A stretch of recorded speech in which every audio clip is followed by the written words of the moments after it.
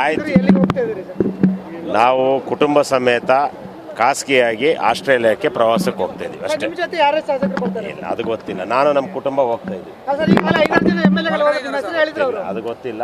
ನಾವು ನಮ್ಮ ಕುಟುಂಬ, ನಾನು ಯಾವಾಗಲೂ ಹೋಗ್ತೀನಿ ಕೃಷಿ ಮತ್ತು ಬೇರೆ ಬೇರೆ ಪ್ರವಾಸಗಳಿಗೆ ನೋಡ್ಲಿಕ್ಕೋಸ್ಕರ ಆ ರೀತಿ ಹೋಗ್ತಾ ಇದ್ದೀವಿ.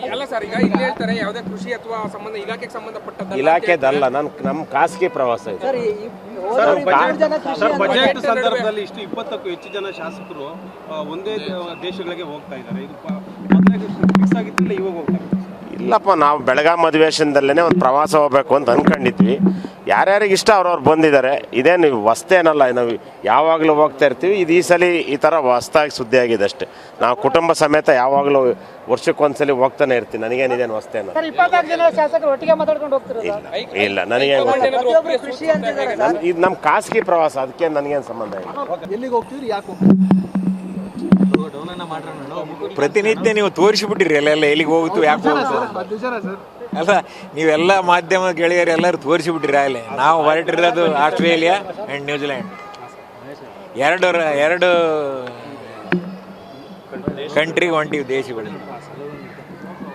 ಹೈಕಮಾಂಡ್ ಅನುಮತಿ ಕೊಟ್ಟಿದೆಯಾ ಸರ್ ಪ್ರವಾಸದ ಬಗ್ಗೆ ಮಾಹಿತಿ ನೋಡಿ? ಇವತ್ತು AICC ಅಧ್ಯಕ್ಷರು ಹೇಳ್ಬಿಟ್ಟಾರ, ಅವ್ರವ್ರ ಖರ್ಚಿನಾಗ ಅವ್ರು ಹೊಂಟಾರ ಅಂದ್ಮ್ಯಾಗ ನಮ್ದು ಏನಿದಿಲ್ಲ ಅಂತ ಅವರೇ ಹೇಳ್ಬಿಟ್ಟಾರ. ಮತ್ತೇನು ಹೇಳ್ಬೇಕೀಗ?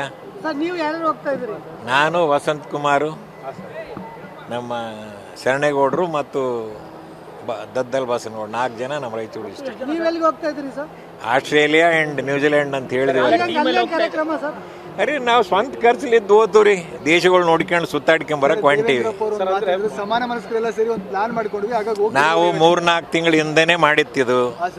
ಇದು ಯಾವುದು ರಾಜ್ಯಕ್ಕೂ ಇದಕ್ಕೂ ತಳಕು ಇಲ್ಲ, ಸಂಬಂಧ ಇಲ್ಲ. ಪ್ರತಿ ವರ್ಷ 2 ಸಲ 3 ಸಲ ನಾವು ಹೋಗ್ತೀವಿ. ಲಾಸ್ಟ್ ಮಸ್ಕಟ್ಗೆ ಹೋಗಿದ್ವಿ, ಅದಕ್ಕಿಂತ ಮೊದಲು ಯುರೋಪ್ ಕಂಟ್ರಿಗಳಿಗೆ ಹೋಗಿದ್ವಿ, ಅದಕ್ಕಿಂತ ಮೊದಲು ಅಮೇರಿಕಕ್ಕೆ ಹೋಗಿದ್ವಿ. ಬರ್ತು. ನಮಸ್ಕಾರ.